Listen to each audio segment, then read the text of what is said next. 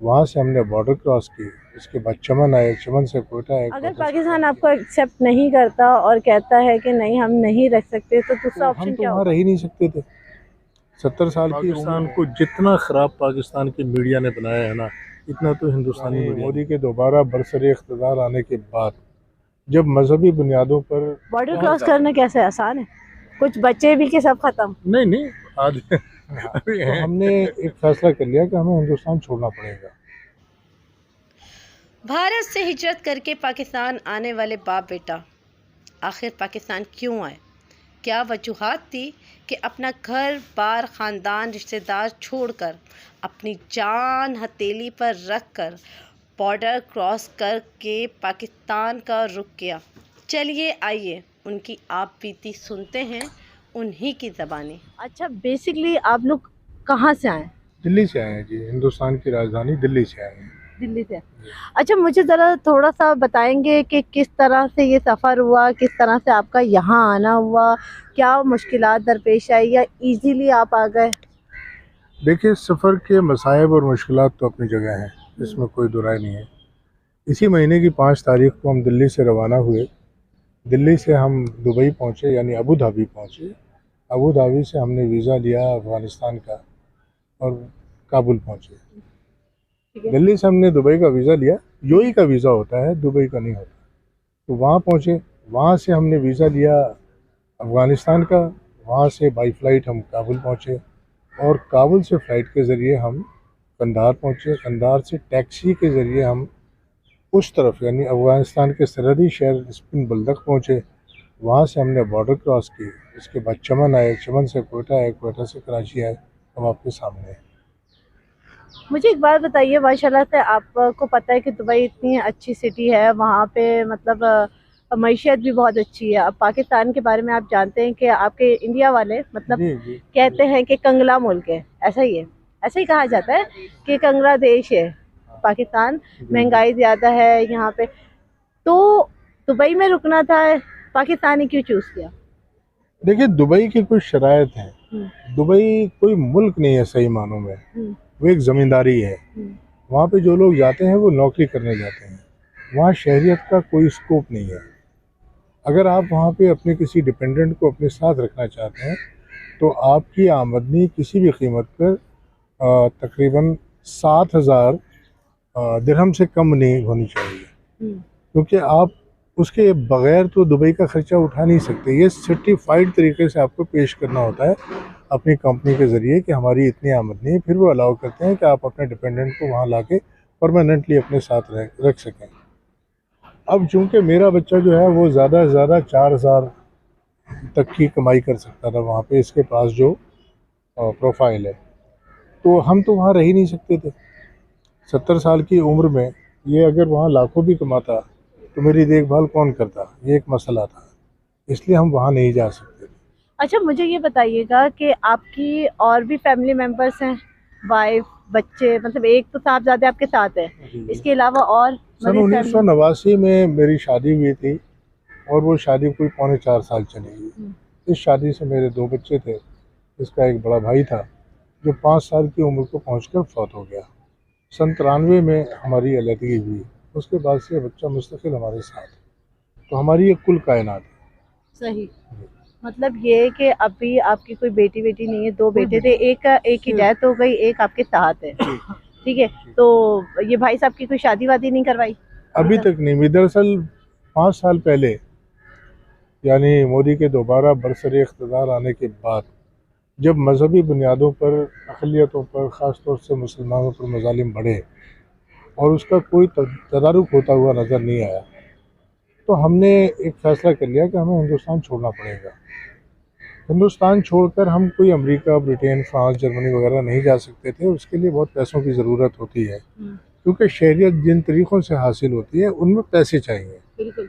वो बिकती है तो वो कोई 2.5 करोड़ कहीं पे, 5 करोड़ कहीं, 10 करोड़, इस तरह की कीमतें हैं उसकी। तो हमारे लिए एक ऑप्शन पाकिस्तान हो सकता था। अच्छा, पाकिस्तान की जो इमेज रही है ना अपनी तमाम तर कमियों के बावजूद महाजरीन को लेकर, चाहे वो हिंदुस्तान से आए हुए महाजरीन हो, चाहे वो अफ़गानिस्तान से आए हुए महाजरीन हो, ऐसी इमेज किसी भी मुल्क की दुनिया में मेरी दानिश में, मैं नहीं कह सकता कि मैंने पूरी दुनिया देखी है, लेकिन है नहीं ऐसी कोई इमेज। पाकिस्तान बड़ा रिसेप्टिव रहता है इनको लेकर, चाहे उसकी कोई भी वजह रही हो।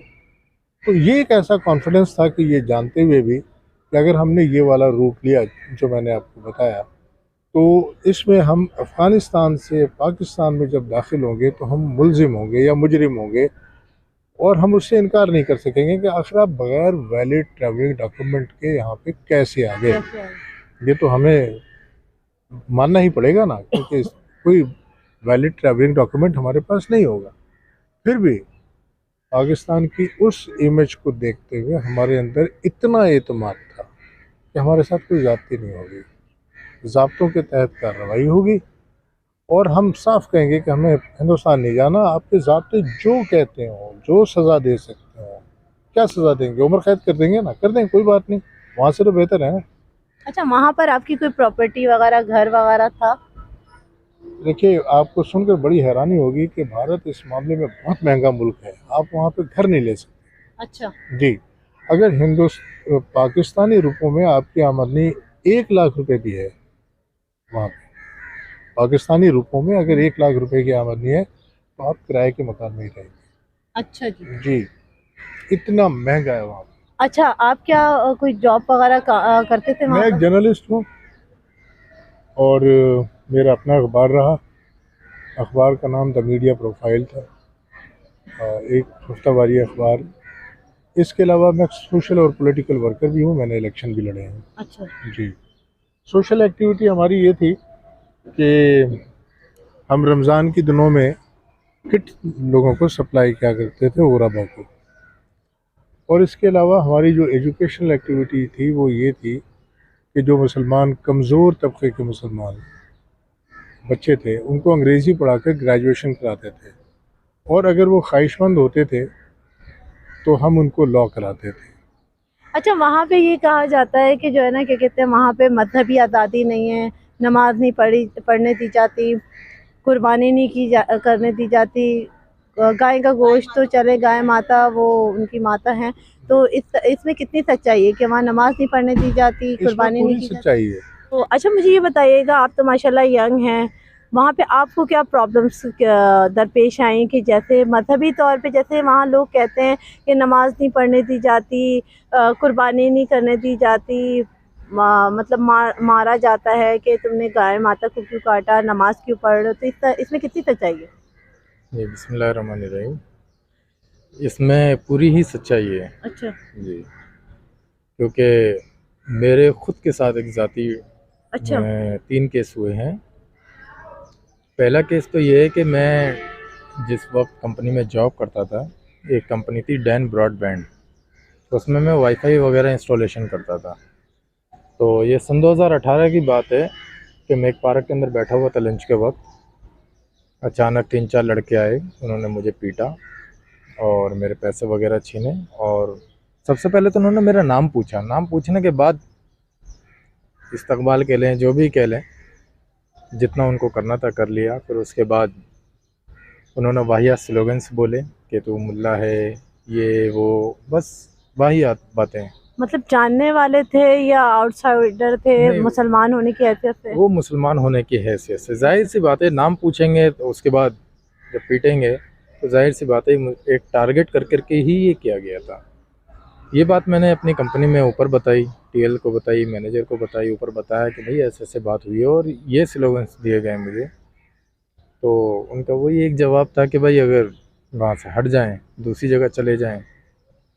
बहरहाल फिर उसके कुछ टाइम बाद, कुछ अरसे बाद फिर हो गया मेरे साथ, सेम कंपनी के अंदर ही।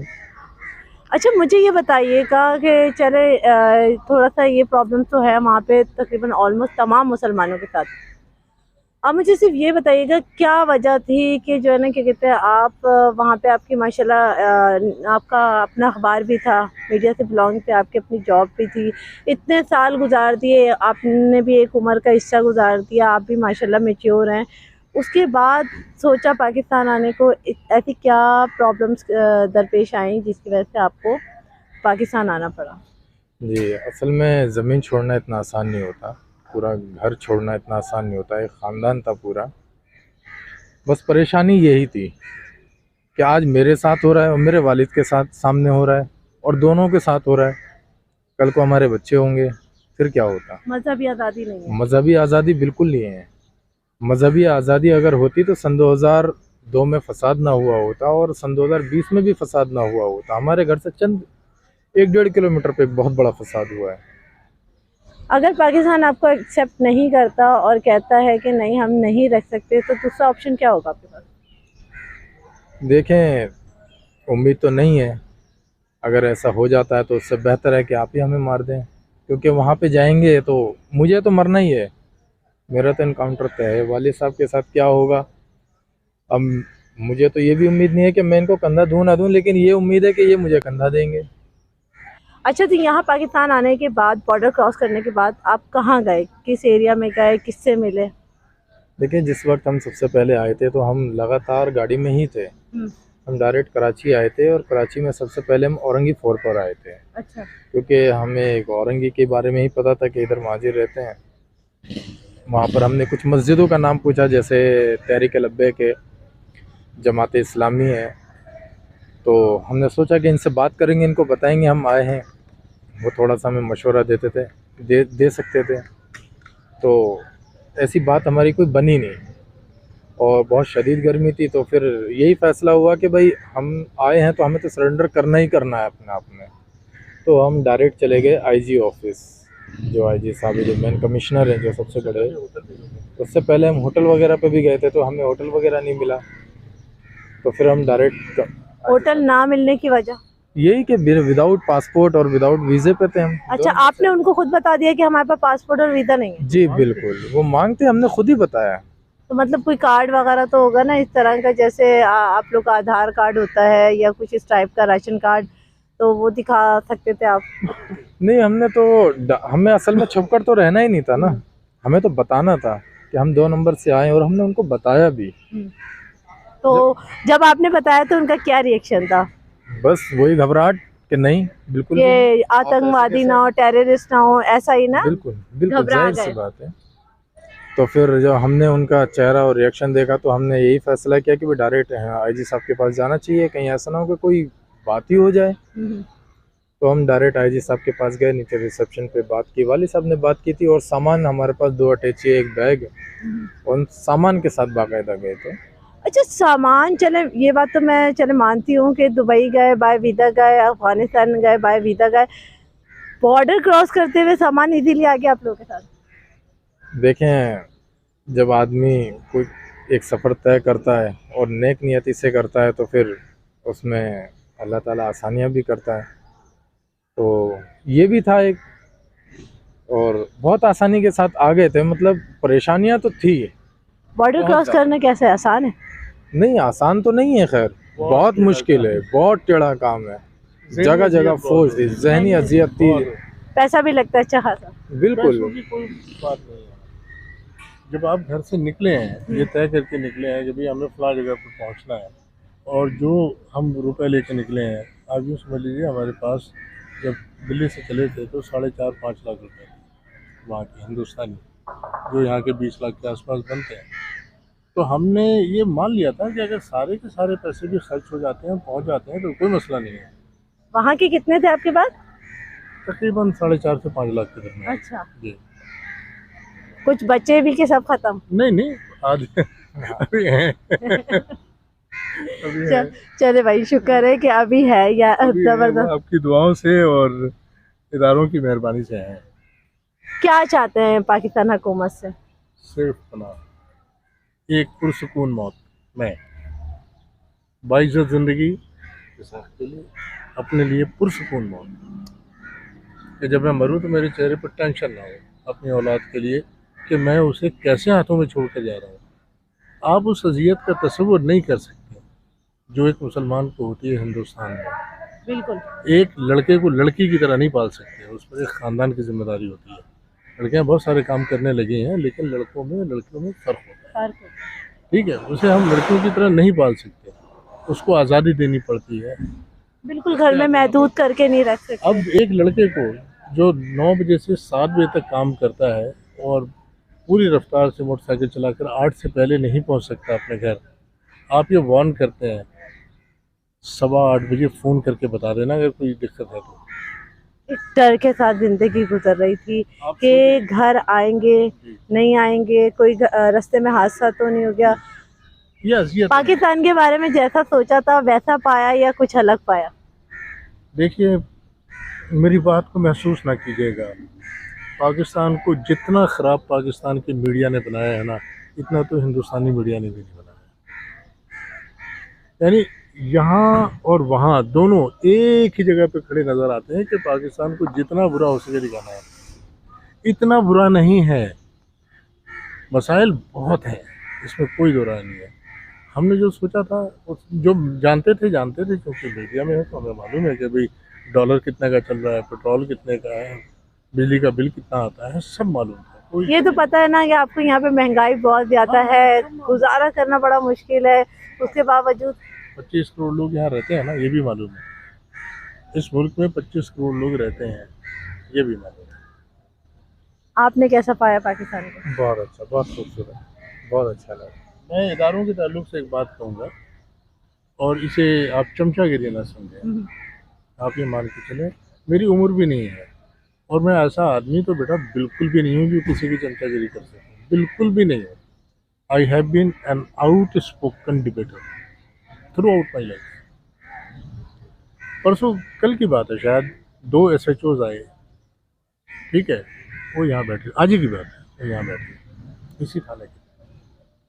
तो मैं खड़ा था, मैंने उनसे कहा कि भाईजान मैं देर तक खड़ा नहीं रह सकता, और जाहिर है कि आपको 15-20 मिनट नहीं लगेंगे ज़्यादा, और मैं 10-5 मिनट भी खड़ा नहीं रह पाता। उनमें से एक उठ गए, बोले आप बैठे।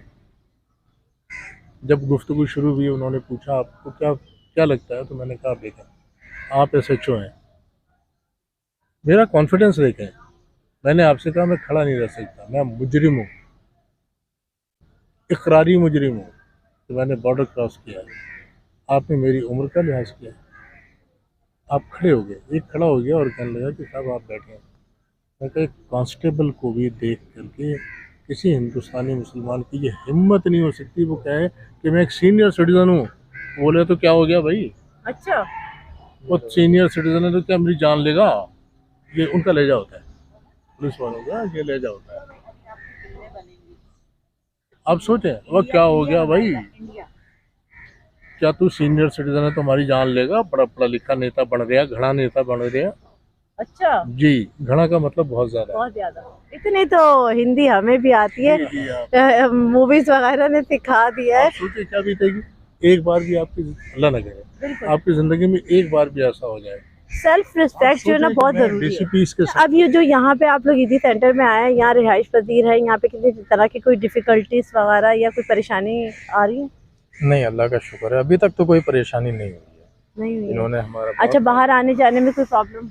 नहीं, देखें बाहर आज से 3 दिन पहले तक तो हम जा रहे थे, लेकिन अब नहीं जा पा रहे हैं। इसकी वजह है कि अब सिक्योरिटी का मसला है हमारी, क्योंकि हमारा जो इशू है वो काफ़ी ज़्यादा हाईलाइट हो चुका है। खाना पीना बाकी सब चीजें, सोना उठना बैठना, अल्हम्दुलिल्लाह बहुत अच्छा है, बहुत अच्छे लोग हैं यहाँ के। गवर्नमेंट से क्या अपील है बस पनाह की अपील है, वो हमें पनाह दे। आपकी? यही कि हमें शरीयत दे रहे हैं। मैंने कहा ना, मैं सिर्फ 2 चीज़ें चाहता हूँ, अपने लिए पुरसुकून मौत, बेटे के लिए बाइज्जत